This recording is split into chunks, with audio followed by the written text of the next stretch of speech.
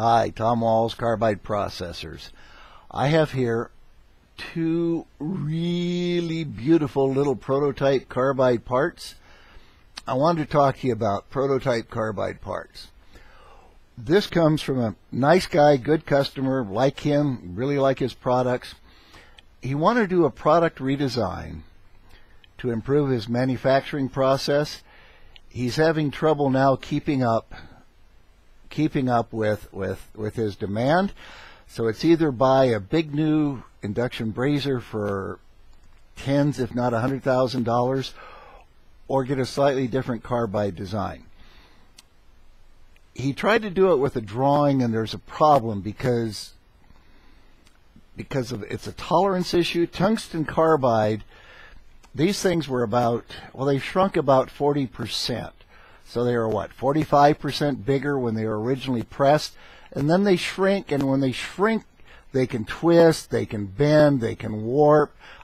These have got really thin rails running down each side, and you can look at it on the blog. But anyway, we tried to do it on paper, and there was a lot of problems with the engineers committing to tolerances and him understanding the tolerances. So what we did is we went ahead and we bought about a dozen of each of these. Took about a month to get them delivered. I don't know, cost $100 maybe, something like that. But what we have now, we have actual physical parts. And most of the people we deal with were one guy said that they were born with a wrench in each hand. And they're great mechanically, but anticipating somebody else's manufacturing process, so you may know yours 100%. Well, nobody does. Maybe you know yours 100%. I've never known mine that well. But matching it with somebody else's in the carbide industry, there is nothing, I don't care how good you are with the drawing, there is nothing like actually having a manufactured part.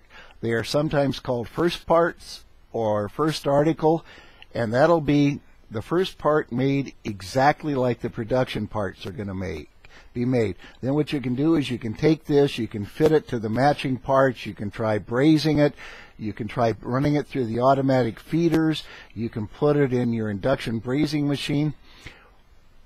We do a fair number of these, and these always work out.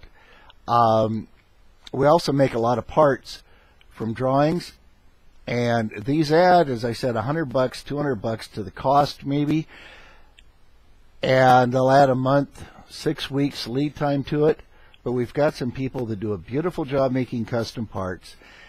And it can be, trust me on this, as a guy who's done it wrong a couple of times, there is absolutely nothing as safe and as sure as getting actual physical parts rather than hoping that your drawing is going to be understood 100%, and then opening up the box and finding out that, I don't know, in this case there's a rail on each side because their drawing interpretation was different than yours.